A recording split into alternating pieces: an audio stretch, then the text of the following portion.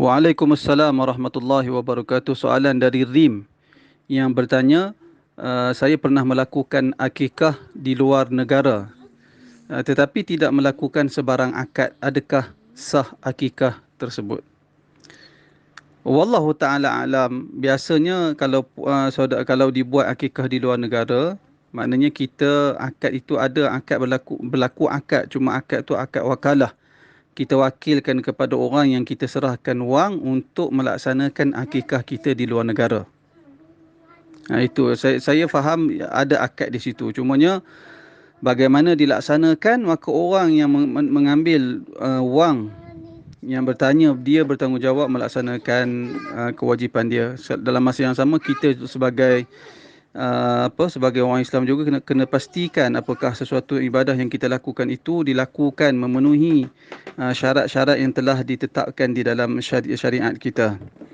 Perkara ini perlu diberi perhatian, terutamanya kebelakangan ini. Wallahu alam, saya tengok di Facebook dan di media-media sosial banyak iklan-iklan yang dibuat oleh para asatidzah, kempen orang Islam untuk melaksanakan korban, melaksanakan akikah di luar negara. Sedangkan kalau kita tengok suasana negara kita sekarang ni, suasana tahun ini, tahun 2021 ini, kita tengok suasana dengan PKP, ada orang bunuh diri, ramai kes bunuh diri disebabkan tak ada pekerjaan, ramai sehingga dicadangkan diangkat bendera, diangkat kain putih bagi sesiapa yang tidak cukup makanan. Maka saya pelik bagaimana kempen korban di luar negara dilakukan pada waktu-waktu sebegini. Sepatutnya kempen korban pada waktu sebegini adalah kempen korban dilakukan di dalam negara. Bagaimana kita boleh mengabaikan orang miskin dalam negara kita sendiri, kemudian kita nak buat korban di luar negara?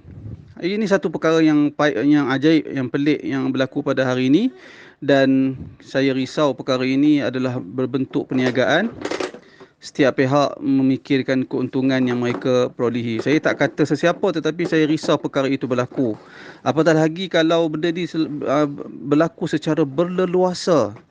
Dah tentu sesuatu syarikat yang menguruskan ibadah korban di luar negara, bagaimana dia nak pastikan ibadah korban yang dilakukan di luar negara itu betul-betul memenuhi syarat-syarat yang telah ditetapkan.